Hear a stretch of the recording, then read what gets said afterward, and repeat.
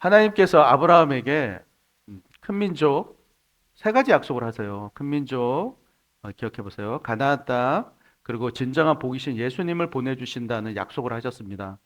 그 중에서 오늘 본문은 두 번째, 두 번째가 가나안 땅에 대한 약속의 종지부를 찍는 거예요. 처음에 야곱이라는 아브라함, 이삭, 야곱인데 이 야곱의 가족 70명이 애굽으로부터 이동한 이후에 이 애굽으로 와서 이집트라는 곳에서 430년 동안 250만 명으로 불어났습니다. 그러니까 첫 번째 큰 민족을 주신다는 약속이 이루어진 거죠. 그리고 출애굽해서 40년의 광야 생활 이후에 결국은 이제 요단강을 건너서 약속의 땅 가나안으로 들어가요. 들어가서는 여호수아라는 사람의 주도의 하에 가나안 땅에서 그 땅을 정복하고 분배를 한단 말입니다. 그러니까는 두 번째 가나안 땅을 주신다는 두 번째 약속이 성취가 된 거예요. 자, 이제 마지막 남은 거가 뭐냐면 진정 복이신 예수님을 이 250만 명이나 되는 이 이스라엘 사람들이 그 땅에 가서 거기서 가나안 땅에서 기다리면 되는 거예요. 예수님이 올 때까지. 그런데 이스라엘은 가나안 땅을 정복하면서 그곳에 가나안 족속을 진멸하라는 하나님의 명령이 있었어요. 그 땅을 그 없는 타락했기 때문에 진멸한 명령이 있었는데 그 명령을 수행하지 않았습니다. 그리고 그 가나안 땅에서 자신의 자식들을 이 사람들이 어느 정도였냐면 몰렉이나 밀곰이라고도 하는데 그 신들을 섬기면 자신의 자식을 불에 태워 죽이는 그런 제사를 지냈단 말이에요. 그러니까 자신의 욕심을 위해서 자신의 장자를, 그것도 아이 한 5살? 6살 되는 아이를 불에 태워 죽였어요. 자기 자녀를.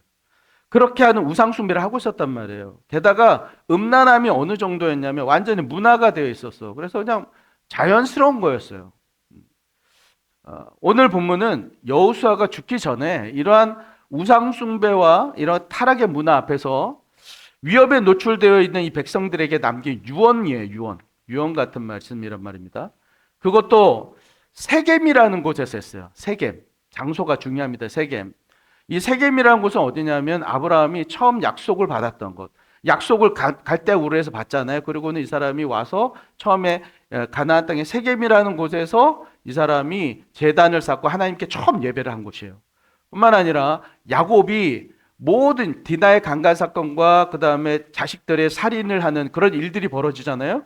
그 일들이 있고 난 다음에 이 사람들이 모든 가족이 우상을 다 이제 세겜에 있는 상수리 나무 밑에다가 다 파묻어요.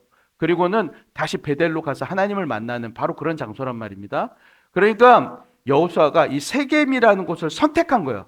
선택해서 이곳에서 이스라엘 백성들에게 유언하기를 아브라함으로부터 이어온 하나님과의 언약을 기억하고 그리고 다시 오늘 하나님을 선택해라. 첫 번째 기억하고 그 다음에 뭐예요? 선택해라. 예. 다시 회복하라고 말씀하고 있는 겁니다. 오늘 여호수아가 권면한 이 두 가지 하나님의 은혜를 기억해라. 그리고 오늘 하나님의 말씀을 선택해라. 이걸 중심으로 나와 여러분과 그리고 여러분 가족이 누릴 참 행복이 뭘까? 우리 그걸 한번 나눠보도록 하겠습니다. 먼저 여호수아는 백성들에게 이렇게 강조합니다. 하나님의 은혜를 기억하라. 14절에 그러므로 이제는 여호와를 경외하며 온전함과 진실함으로 그를 섬기라. 너희 조상들이 강 저쪽과 애굽에서 섬기던 신들을 치워버리고 여호와만 섬기라. 저기 보면은 그러므로라는 단어가 맨 앞에 나와요. 그죠? 그러므로. 이 그러므로라는 접속사는 뭐냐면 이게 매우 의미 있는 단어란 말입니다. 이후에 나오는 여호수아의 명령, 섬기라, 섬겨라, 여호와를 섬겨라 라고 하는 것들이 다 여기에 묶여 있어요. 그 이유가 있는데 이게 뭔가? 그러면 그 이유가 무엇인가?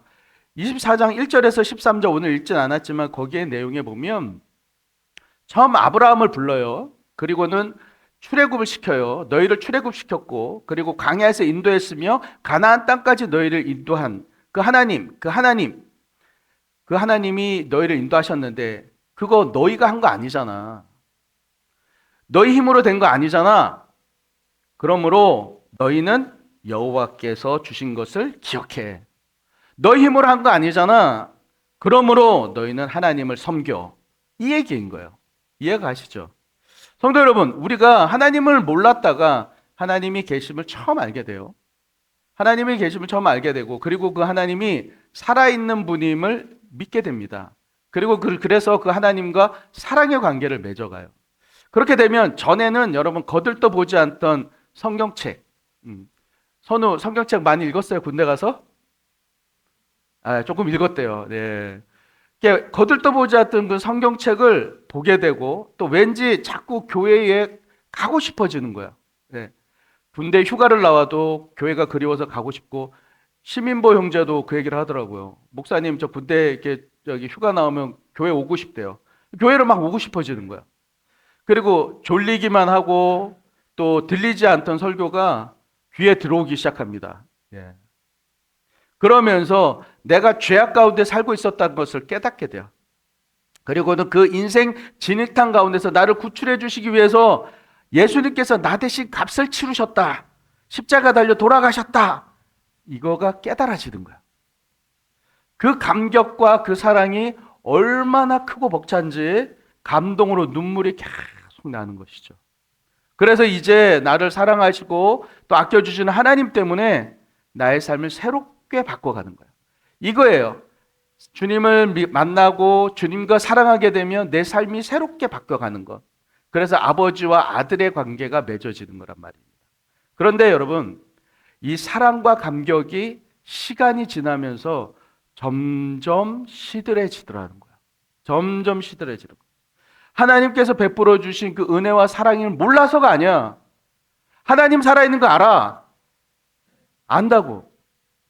몰라서가 아니에요. 그럼 무엇입니까? 잊어버렸기 때문이에요. 뭐라고요? 잊어버렸기 때문에. 이스라엘이요, 요단강을 건너서 처음 마주한 여리고성. 이 여리고성은 사람의 힘으로는 무너뜨릴 수 없는 난공불락이에요. 10m 높이였고 엄청난 성이었습니다. 그 성이었는데, 그런데 하나님이 명령에 따라서 그들이 소리 질렀더니 단지 그냥 싹 무너졌다고. 근데 돌았더니 무너졌어요. 여러분, 그 순간 얼마나 놀랍고 감격스러웠겠어요. 와, 이게 되네? 와, 말씀대로 했더니 되네? 그 이후에도 31개의 성읍을 정복할 때 정말 얼마나 신이 났을까요? 여러분 상상 한번 해보세요. 이것에 대해서 여호수아가 23장에서 가나안 땅 정복을 한마디로 정리하면서 뭐라고 얘기하냐면 5번이나 반복하는 거예요. 여러분, 우리 국어 배워봐서 아시죠? 반복한다는 건 중요한 거잖아요. 5번이나 반복하는 말이 있어요. 그게 뭐냐? 하나님이 하셨다. 하나님이 하셨다. 여호와 하나님이 너희를 위해 하셨다. 그러니까 가나안 31개 성읍 정복은 모두 하나님이 하셨다라고 정의가 내려진단 말이에요. 그런데 지금 무엇이 문제죠? 지금 뭐가 문제인 거예요? 이런 윤택하고 자극적인 가나안 환경 앞에서 이스라엘이 그 하나님의 은혜를, 하나님의 역사를, 그 무너뜨릴 하나님의 역사를 잊어가는 거예요. 잊어간다. 여러분, 지금 우리 자신을 한번 돌아봅시다. 여러분, 청년 여러분, 우리 자신을 한번 돌아봅시다. 요즘 왠지 나하고 하나님하고의 거리가 좀 멀어진 듯한 느낌 들지 않으세요? 예배와 기도에 집중하지 못하는 것 같지 않으세요? 일상을 살아가는데 내가 예수 믿는 사람이라는, 내가 교회 다닌다라는 생각이 전혀 들지 않는 거야. 내 마음에 기쁨이 사라져. 불안과 조급함이 자꾸 있진 않습니까? 그 결과 내 입에서 이 감사보다는, 감사의 말보다는 짜증의 말과 불편한 말이 더 많아지진 않았습니까? 왜 그럴까요? 왜 그럴까요? 잊었기 때문이에요. 뭐라고요? 잊었기 때문에. 여기까지 인도한 하나님의 은혜가 희미해진 거예요. 그럼 어떻게 해야 합니까? 하나님의 은혜를 기억해내는 거예요. 기억해내는 거라고. 그리고 그것을 감사하는 것입니다.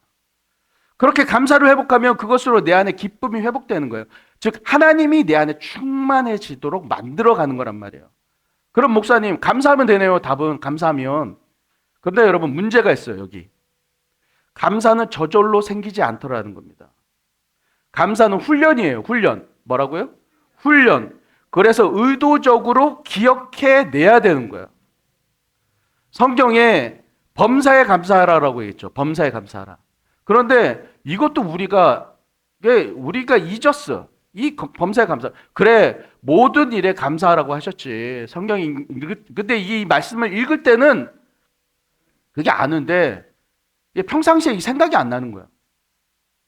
그럼 어떻게 하느냐? 구체적으로 타이밍을 정하는 거예요, 여러분. 자, 너무 중요한 얘기예요. 이거 적용 부분이에요. 너무 중요해요. 다른 건 못 들어도 이거 꼭 들어야 돼. 구체적으로 타이밍을 정해야 됩니다. 하루를 시작할 때, 내가 눈을 딱 뜰 때는 감사하기로 하자. 아니면 내가 일터나 학교, 여러분 학교에 문을 들어설 때 내가 감사하기로 하자.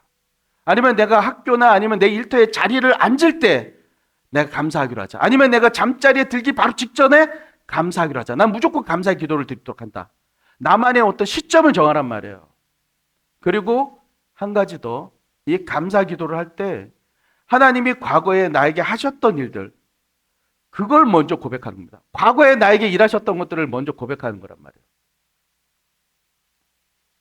하나님, 제가 과거에 직장이 없이 힘든 시간이 있을 때, 경기가 어렵고 취업이 어려운데도 저를 이곳으로 인도해 주셔서 취업하게 하신 것, 일을 하게 하신 것, 그거 감사합니다. 그래서 우리 가정이 행복할 수 있도록 해주신 것 감사합니다. 또는 예수님, 제가 얼마나 부족한 자인지 주님이 아십니다. 지혜도 없고 능력도 없는 자였습니다. 어떻게 살아야 할지 비전이 없는 사람이었습니다. 그런 저를 이 학교, 이곳에 있게 하시니 감사합니다. 저에게 비전 주시고 지혜 주셔서 이렇게 높여가심에 감사합니다. 그리고 여러분, 무엇보다도 우리가 빠지지 않고 해야 될 감사는 바로 이것입니다. 주님을 알지 못하고 죄악 가운데 세상에서 죽어가던 저를, 지옥불 가운데 떨어질 저를 하나님의 자녀로 삼아주시고 사랑해주신 것 감사합니다. 또한 하나님이 사랑하시는 유업교회에서 가족 같은 성도님들과 함께 신앙생활하게 해주셔서 감사합니다. 비록 작은 교회지만 사랑이 넘치는 교회에서 제가 한 몸이 되게 하셔서 감사합니다. 여러분, 이렇게 시간을 정해놓고 감사를 하는 거예요. 그것이 나에게 있어서 뭔가를 시작하는 시간이든 아니면은 뭔가를 마치는 시간이든 아니면 중간에 내가 어떤 힘든 시간이든 바로 이때를 감사의 기도를 한 시간으로 의도적으로 정하는 거예요. 그럼 우리가 매일 감사를 할 수 있겠죠. 그리고 내가 힘들 때 왜 나만 이렇게 힘드냐? 내 인생은 왜 이러는 거야? 이렇게만 할 것이 아니라 지금까지 지켜주시고 인도해 주시는 하나님을 떠올리는 거예요. 그리고 그 하나님께 감사하는 겁니다. 그러니까 내 안에서 일어나는 그 불평들을 하나님께서 나에게 베풀어 주신 은혜와 그 놀라운 일들을 떠올리는 것으로 감사로 바꾸는 거란 말이야. 여러분, 불평하려던 마음, 불안하는 마음에 감사를 생각하게 되면 완전히 공기가 바뀌는 것 같은 사고 전환이 일어나요. 뭔가 불평이 일어날 때 아니야 감사 제목을 찾아서 감사를 하는 거야. 그러면 그것을 불평은 싹 떠나고 완전히 내 마음과 생각 가운데 공기 전환이 확 일어난다. 그리고 그 활력이 나뿐만 아니라 가족에게 그리고 주변에게 그 에너지가 흘러가는 겁니다. 내 삶이 바뀌는 거예요. 주님이 지난주에 저에게 우리 뉴욕교회에 필요한 것이 바로 이거라고 말씀 주셨어요. 감사를 회복하라. 감사를 회복하라. 내가 처해 있는 거, 여러분이 처해 있는 모든 상황과 상황 가운데서 감사를 회복할 때 그것이 답이에요. 여러분, 다시 말씀드립니다. 이 감사의 출발점이 뭘까요? 그것은 바로 나를 향한 하나님의 은혜와 사랑을 기억하는 것에서부터 작은 것일지라도 나에게 주신 것이 감사하는 것에서 출발하는 겁니다. 우리가 지금 영상을 하나 볼 겁니다. 기안84하고 영상 보니까는 이 감사에 대해서 나눈 대화입니다. 한번 들어볼까요? 사실 좀 불만이 많거든요. 이게 되게 어렸을 때부터 조금 삐뚤어져가지고 왜 물이 반 컵밖에 안 남았냐. 남들이 보면 야 물이 반 컵이나 남았다고 할 수 있는데 욕심이 많은 거죠. 결국은 행복이란 그 감사에 있는 것 같아요. 감사를 찾는 사람은 행복하고 뭐가 더 있어서 뭐를 많이 가져서도 아니고 뭐가 완벽하게 차려져서도 아니고 작은 것들을 감사를 찾아가는 사람들은 행복한 거고 아무리 많아도 그 감사를 못 찾는 사람은 불행한 거고 왜냐면 실제로 정말 우리가 부러워할 만큼 막 모든 거 다 갖춘 사람 막 이런 사람도 불행한 사람 있잖아. 모든 사람이 행복의 컵이 있다고 생각해. 네. 살다 보니까 나의 행복의 컵이 자꾸 작아져. 조금만 채워도 넘치는 거야. 넘치는 게 더 많으니까 나는 항상 행복할 수 있는 거야.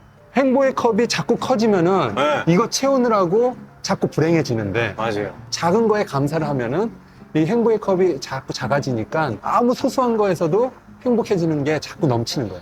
사실 좀 불만이 많거든요. 이게 되게 어렸을 네. 때부터. 션이 이런 말을 했어요. 행복의 컵이 작아지면 조금만 채워도 넘치게 되고 넘치는 것이 많아지다 보니까 항상 행복해진다. 그러니까 무슨 말입니까?